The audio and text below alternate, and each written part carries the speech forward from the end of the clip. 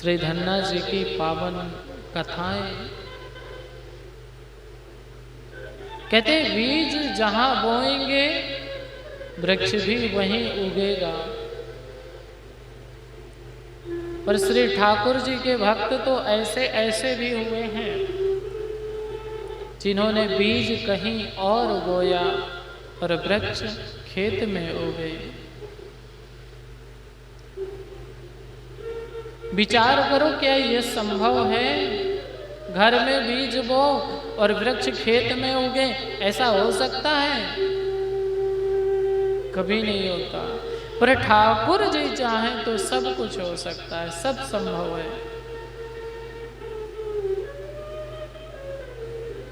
एक परम प्रिय भक्त हुए ठाकुर जी के श्री धन्ना जी महाराज। धन्ना जी महाराज ने बीज घर में बोया और फल खेत में, वृक्ष खेत में उगे। कैसे?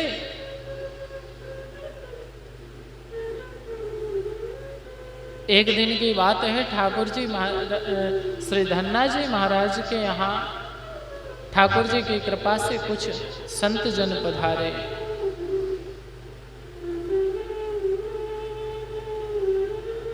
संतों की सेवा में परम आतुर थे श्री धन्ना जी महाराज। घर में कुछ नहीं था, संतों को प्रसाद कैसे पवाया जाए, कोई दूसरा रास्ता नहीं था। धन्ना जी ने सोचा अगर संत भूखे चले गए तो कहीं ऐसा ना हो ठाकुर जी नाराज हो जाए। पता नहीं कौन से गुण पर दया निधि रीझ जाते हैं।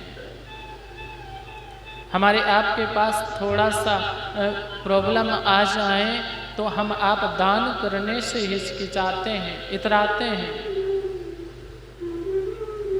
थोड़ी समस्याएं बढ़ जाएं तो संतों के ऊपर झुंझलाते हैं, भगवान के ऊपर नाराज हो जाते हैं।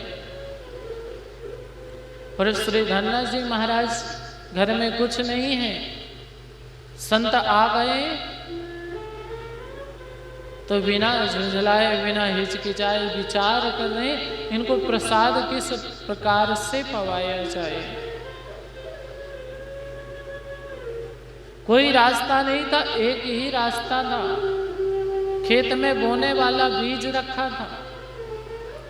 जो बीज बोएंगे उससे साल भर के खाने की व्यवस्था होगी।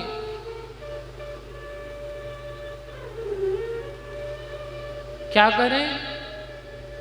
धन्ना जी महाराज भागे भागे गए, वो खेत में बोने वाले बीज को ही पिसा करके और संत जनों को प्रसाद पवा दिया। बिना घर वालों को बताए, घर वालों को कानों कान खबर भी नहीं हुई। अब घर वालों ने कहा, संत जन तो चले गए प्रसाद पाके। घर वालों ने कहा धन्ना जाओ, खेत बीज का समय हो गया है। धन्ना जी गए, राधे गोविंद कहते हुए, ताकि घर वाले ये ना समझे कि बीज संतों को खिला दिया। तो धन्ना जी ने ऐसे ही हल चला दिया बिना बीज के। जाने रघुनाथ जी ठाकुर जी का नाम लेकर के खेत में हल चलाया, बिना बीज के चलाया, देख रेख करना प्रारंभ कर दिया। और जब समय आया ना, ठाकुर जी की कृपा से उस खेत में अगल बगल क्षेत्र के खेत से अच्छा अन्न होगा। लोगों ने पूछा महाराज कौन सा बीज डाले हैं, कौन सी वैरायटी का, कैसे इतना अच्छा खेत हो गया? श्री धन्ना जी ने हाथ जोड़ के बतलाया, बीज जो था वो तो मैंने संतों को खिला दिया, फिर ये बिना बीज के, ये राधा नाम का बीज इस खेत में पड़ा हुआ है, इसलिए खेती सबसे सुंदर है।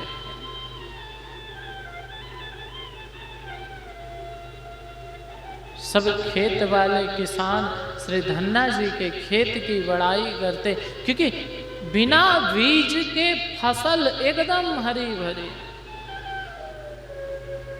बीज घर में संतों के मुख में बोया, फल खेत में आकर के उगा, ये भगवान की कृपा नहीं तो और क्या है। घर में कोई कोई वृक्ष होते हैं, बड़ी सेवा करते हैं, समय समय से जल खाद अन्न सब कुछ डालते हैं, फिर भी वो पेड़ आप देखते हो कि मुरझाते चले जा रहे हैं, बढ़ते नहीं, कब बीच में सूख जाए।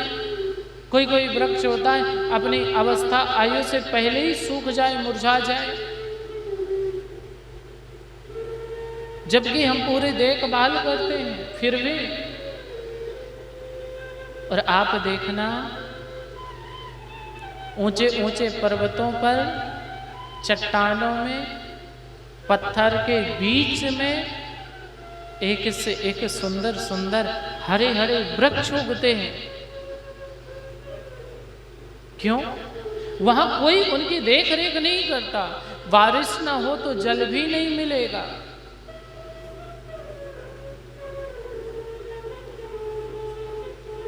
ये किसकी कृपा है?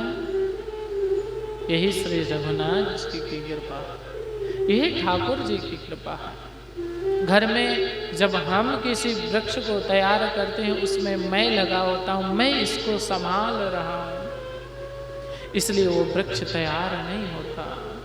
पर्वत में राम भरोसे जो रहे,